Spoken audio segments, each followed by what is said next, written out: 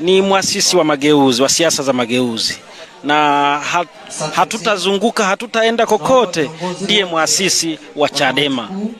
Uwe unapenda ama upendi, huo ndio ukweli. Ni muasisi wa Chadema, na sio muasisi tu, ni muasisi wa sera za kisiasa, sera za kisiasa, sera za uchumi za kisiasa.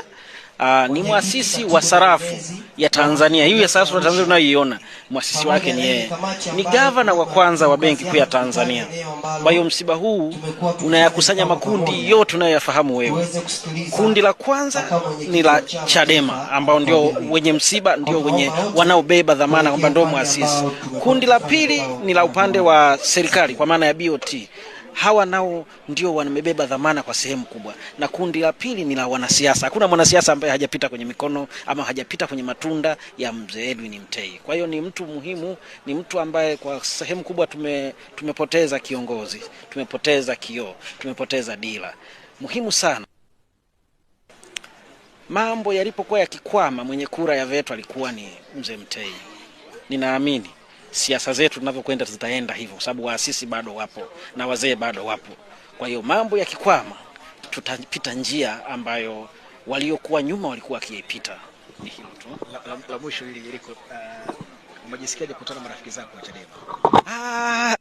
Nimekutana nao, nimesalimiana nao, wote nimesalimiana nao. Kwa hiyo ni siasa ninazunguke, kwa sababu siasa inakwenda.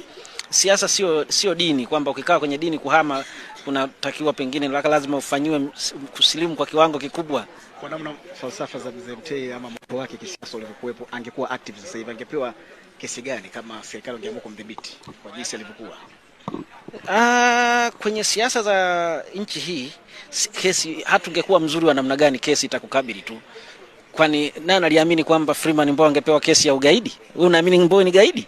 Nani aliamini kwamba Tundu Lissu angepewa kesi ya uhaini? Wewe unaamini Tundu Lissu ni mhaini? Kwa hiyo kwenye siasa za Afrika lolote linaweza kutokea. Zinaweza kutokea lolote. Muhimu zaidi tuyaenzi yale aliyoyaasisi mzee wetu Mtei, na tuyaishi hasa siasa za hoja.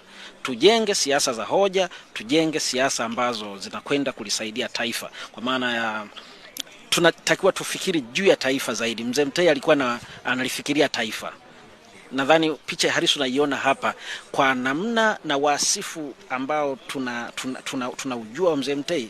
Leo hapa tungepakuta au tungesema tungepakuta pako kama wapi?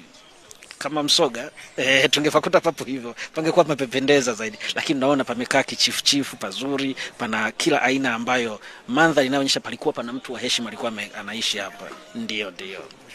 Asante sana.